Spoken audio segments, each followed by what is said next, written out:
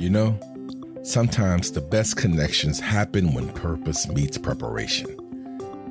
Here at the Uptime Services Dental Summit, it's not just about equipment, it's about people who see beyond what is and imagine what could be. This is part 3 of our 4-part series, and today we're exploring the heart of innovation, where HTM meets the dental world.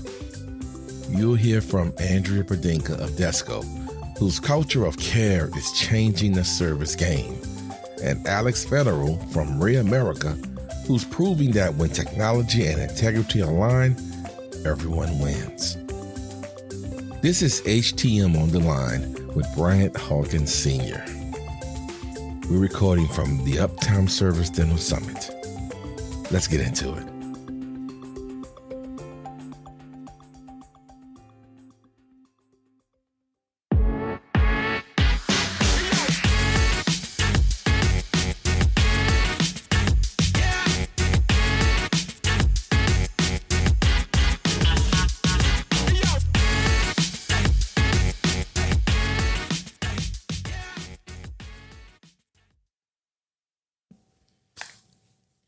Okay, my next guest doesn't need no introduction. Good friend of mine. I'm going to let you let the world know who I'm talking to. Who am I talking to? Who are you talking to? This is Andrea Bordenca. Hello, hello, hello. How you doing, Andrea? I'm great. I'm having an awesome time. It's been a good couple days. Pleasant surprise to see you last night. I was shocked. Know. I was delighted when I saw you. That was awesome. Awesome. So, DESCO, give us a short, even though some know, but just tell us about DESCO in short, what you do at DESCO. Yeah. So we're, in the HTM industry, of course, and our vision really speaks a lot to who we are and what we do. So our vision is to be the global model of customer service. And it doesn't mean that we aspire to be international. What it means is that that's our beacon for how we do work, how we treat each other, how we treat our customers. So, just this morning I was talking to somebody about, that we don't go into not every customer is a good fit for us because our employees stay at DESCO for a long time. We invest a lot in training. Our benefits are great. Everyone has a Costco membership. We try to take care of people as best we can, especially as the economy and prices are increasing. And so if, when we're qualifying our customers, we ask about the long-term relationship. We're not ones to go and sharpen our pencil. We are in it for the long haul. So if someone's looking for the cheapest pricing, or if they have one particular medical device at a clinic or a hospital site, that's not a good fit for us because we don't want to stretch our staff so thin because we do mostly field service that we're doing it and chasing the dollars. So we really want the money, the financial viability is important for the investment that we make in our employees and also the investment we make in our customers as partners. So, the technical part, we do what we do in the different modalities, but it's really who we are as a culture that really matters to me, the relationships. Awesome. So now we're here at a Uptime Services Dental Summit. Yes, we are in beautiful Charlotte, North Carolina. Yeah, so what brings you here? Well, my sister lives 20 minutes away, so that was definitely a big plus. I got to spend the day with her yesterday, which was beautiful. And, I think there's 8 of us from the DESCO team that are here in a variety of positions. So we have about half of that are field service technicians and engineers. And then we also have people from the leadership team that are here.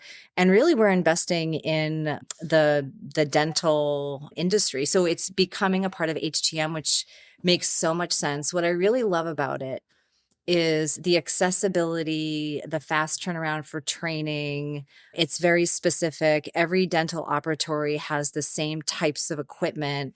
So there aren't a lot of barriers to entry.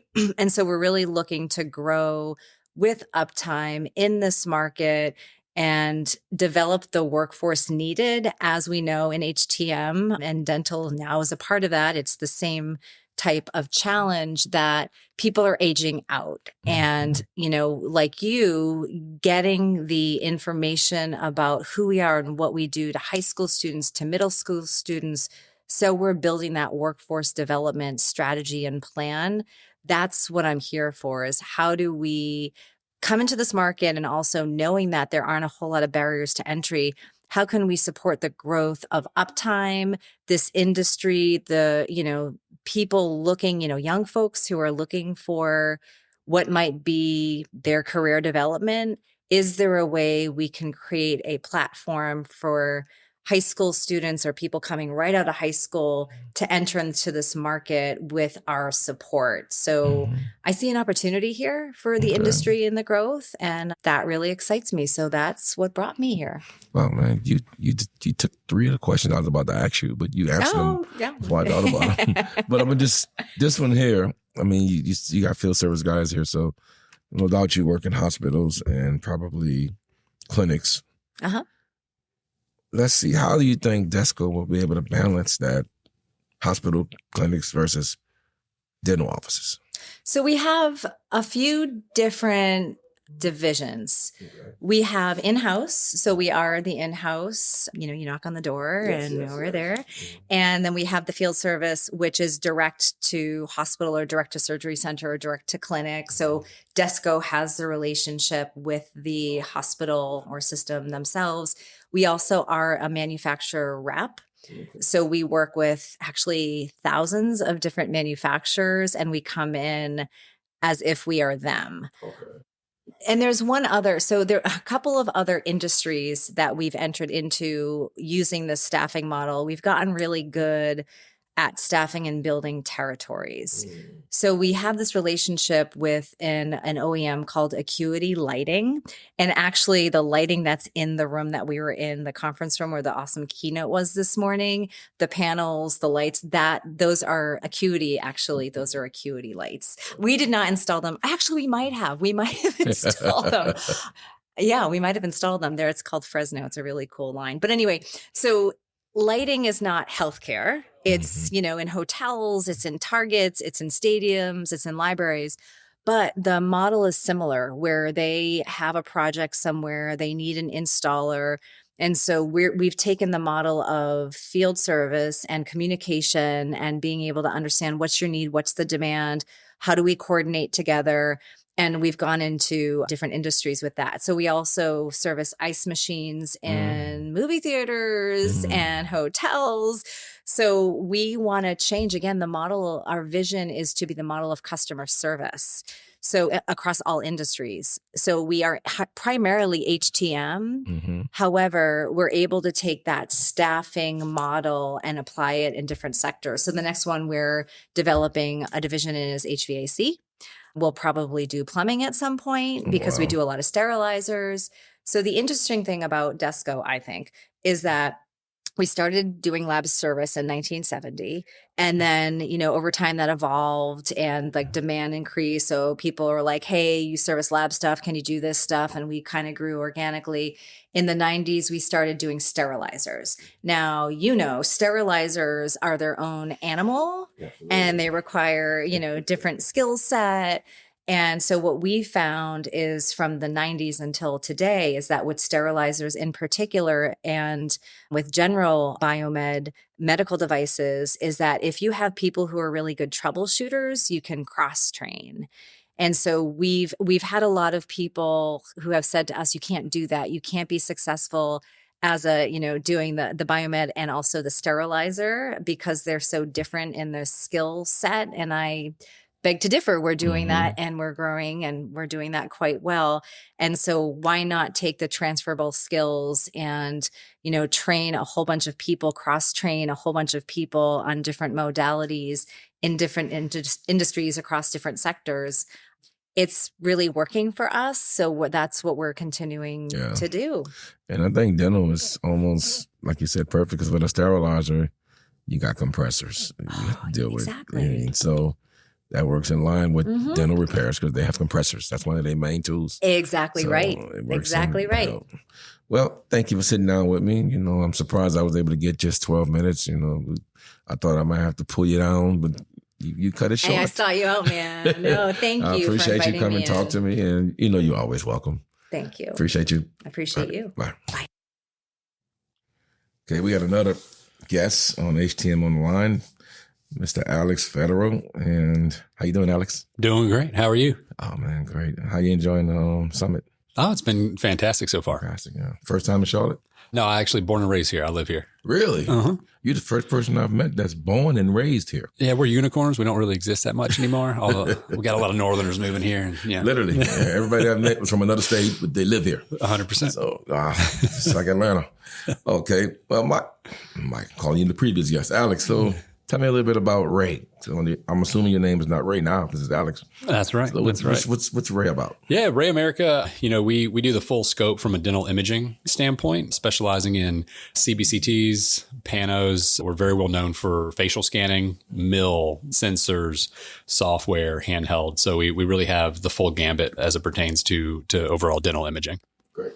So what problems does your company solve for technicians or healthcare facilities? Absolutely. So for healthcare facilities, really CBCT imaging as well as the facial scanning aspect is really going to solve a couple problems. One, diagnosis, just because we live in a 3-dimensional world. So if your entire world is 2 dimensions and that's what your imaging is, you're missing a lot. So that's number one. Number two, with the facial scanning aspect, being able to superimpose that with CBCT, we greatly enhance the overall consultation ability. So we solve the problem of hearing no.